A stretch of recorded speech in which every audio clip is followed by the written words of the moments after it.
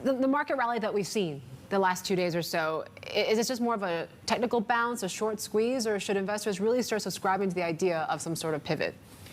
Yeah, the market's trying to price in a Fed pivot, but we don't think that that is likely going to happen because at the end of the day, the real yield for Fed funds rate is still negative at this point in time. And when we look at the Fed's history, we have never had an instance where the Fed actually pivoted when real yields were still negative.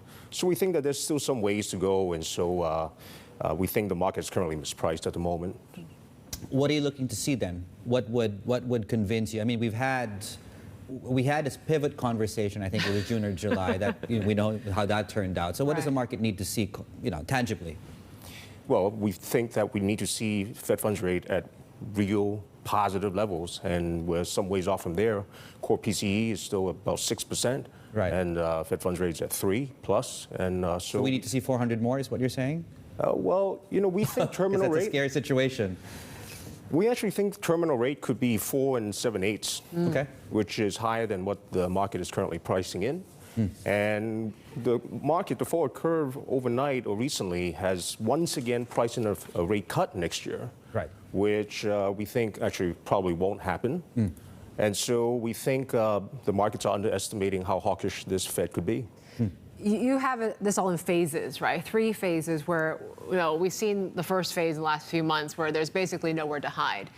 The second is when you start to think that duration is becoming more of your friend. Have we reached those levels at this point? What would transition into that phase, you think? Well, phase 1 is characterized by the correlation breaking down between traditionally negatively correlated assets like stocks and bonds. And so we clearly saw that this year, stocks and bonds down a lot.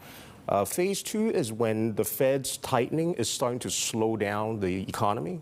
And when that happens, it then becomes, bad news is bad news rather than bad news is good news. Right. And so we're not quite there yet. But, last night the JOLTS number was worse than expected. So we are starting to see some cracks in the labor market.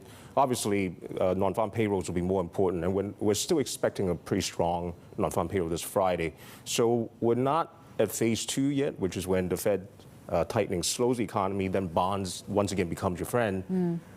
So we think that maybe by the first quarter of next year, we will see more apparent signs that things are slowing down. And is that call in fixed income across the board, avoid fixed income across the board, or is that mainly Treasuries? The RBA gave us something to chew on yesterday as far as their bonds are concerned, for example. Yeah, no. Yields at the moment in fixed income has, the risk reward has become a lot more friendly now, given that yields have risen to more reasonable levels. Like take high yield, for example. Right. So we are expecting high yield spreads to widen further in the US. And currently at 550, they're not yet fully pricing in a recession.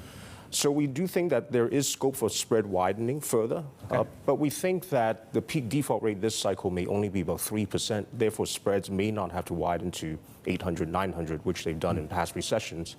And when we look at it from a nominal yield basis, actually the risk reward is quite interesting because at 9.5% yield, if yields were to increase 1%, you only make 4.5%. If yields go down by 1%, you make 12.5%. If nothing happens, you make 9.5%. Right. So we think the risk reward in fixed income has gotten a lot more interesting recently. Okay.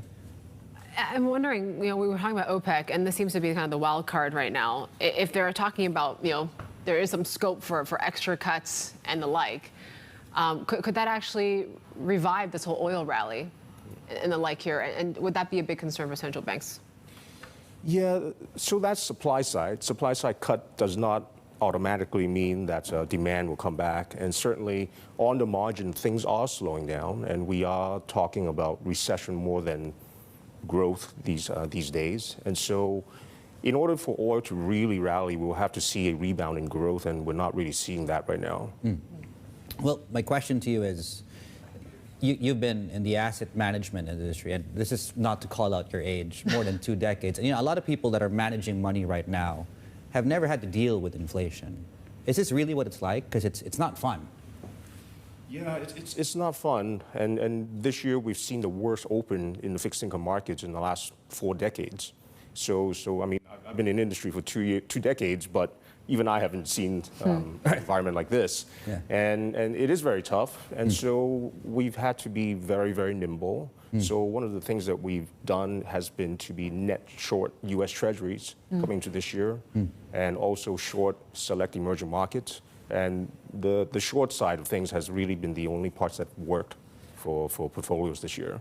Can the dollar peak before this Fed pivot we're going to see?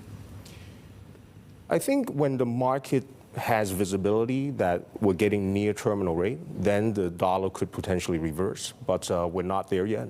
And we think the market still underestimates how far terminal rate is. So the dollar could strengthen for some time to come.